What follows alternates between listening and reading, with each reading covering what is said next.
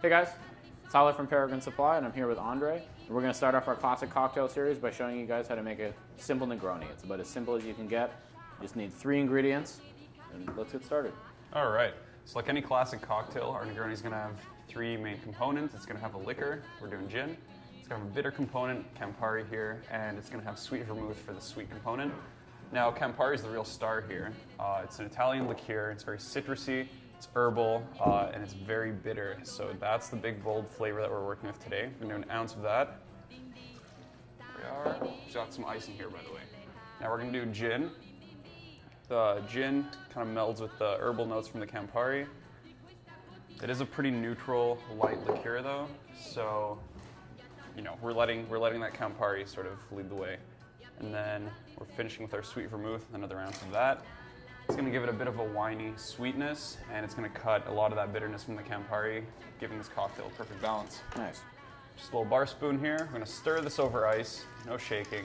Any cocktail where all of the components are liquor-based, you just want to stir it over ice gently so you don't dilute it unnecessarily.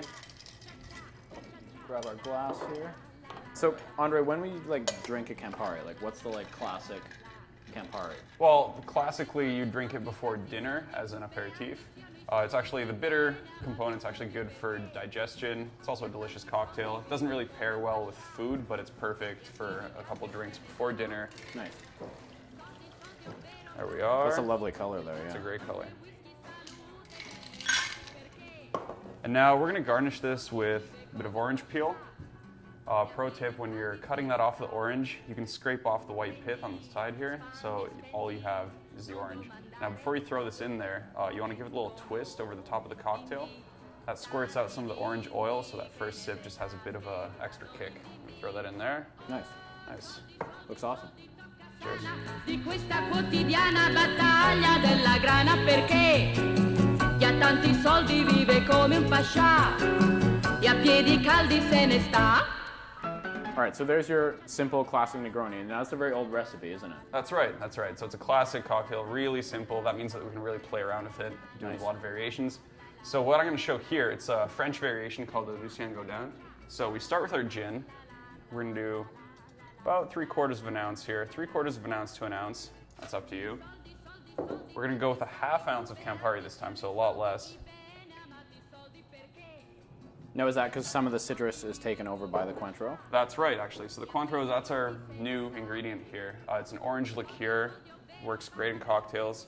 We're going to do a 1/2 ounce of that, and that's really going to come through with a totally different citrusy feel. Nice, because it's a lot sweeter than Campari is. That's right, that's right. Cointreau is primarily a sweet liqueur, and we also subbed our sweet vermouth for dry vermouth here because, again, we're getting a lot of the sweetness from Cointreau, which is mostly sugar. Nice. And we don't need that kind of red wine taste in this cocktail. So, same as before, stir over ice.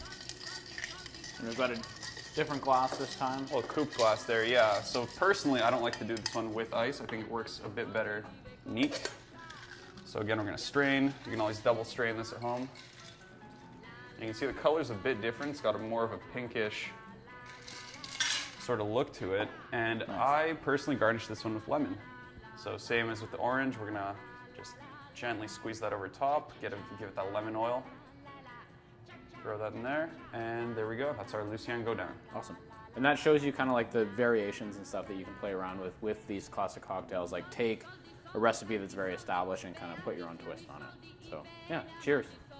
Chi ha tanti soldi vive come un pascià e a piedi caldi se ne sta. Soldi, soldi, ovvero papabraschi, ti danno donne, whisky, salute e figli maschi perché chi ha tanti soldi vive come un pascià e a piedi caldi se ne sta.